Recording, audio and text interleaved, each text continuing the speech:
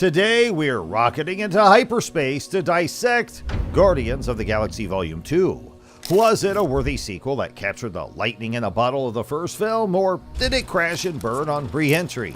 We're diving deep into the plot, analyzing those epic post-credit scenes. Remember Adam Warlock?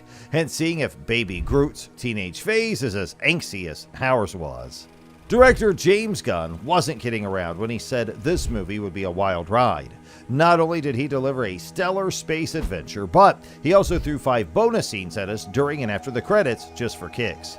The scene features Kraglin, Yondu's former Ravager buddy, brilliantly played by Sean Gunn. Forget brooding and mourning. Kraglin's sporting Yondu's iconic head fin, looking like a space rooster with a serious case of costume cosplay. But here's the kicker. He's also got Yondu's legendary Yaka arrow strapped to his back, the one Peter Quill inherited after Yondu's heroic sacrifice. Remember that whole heart-wrenching moment where Yondu revealed the arrow responds to feelings, not just whistles? Well, that might explain why Kraglin's attempt to control it ends hilariously disastrous. Kraglin, whistling with all his might, accidentally sends the arrow flying off course and straight into Drax's unsuspecting chest. Now, this might just be classic Guardians humor, but could it be hinting at something bigger?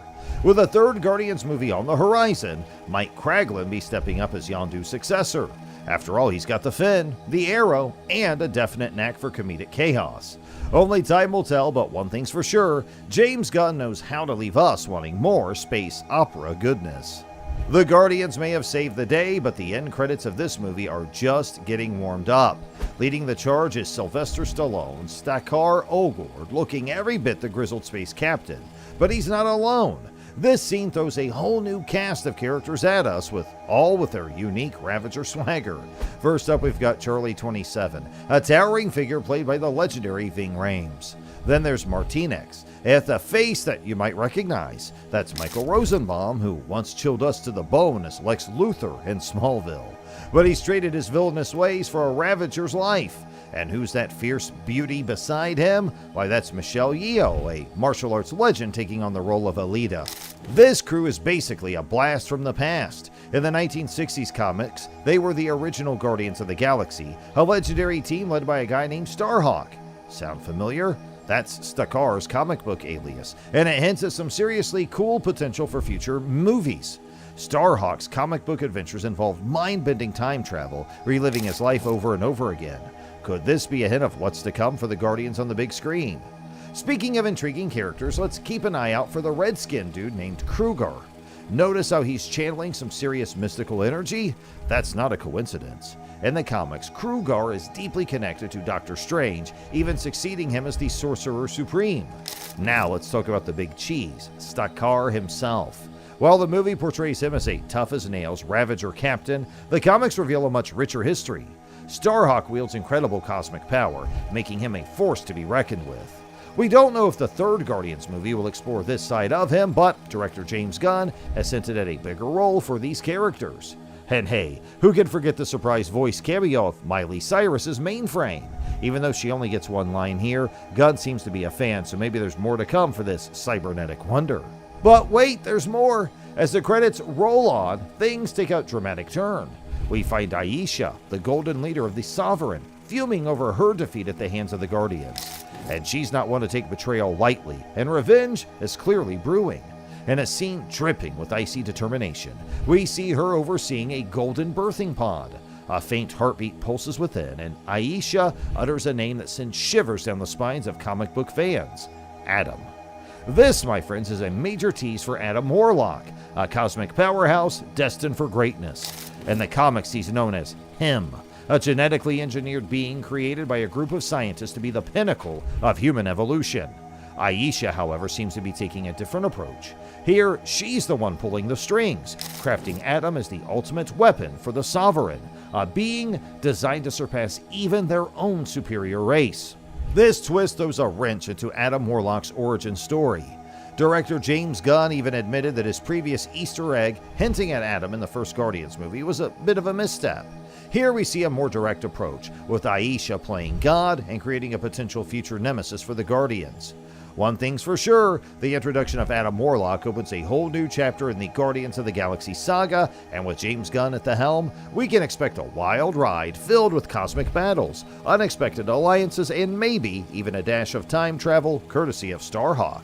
The Adam Warlock reveal is a game changer, but there's more to unpack in these end credits. Director James Gunn originally planned an Adam Warlock Easter egg in the first Guardians movie, but admits it was a bit premature. Here, the Cocoon gets a proper redesign to reflect Adam's official entry into the story.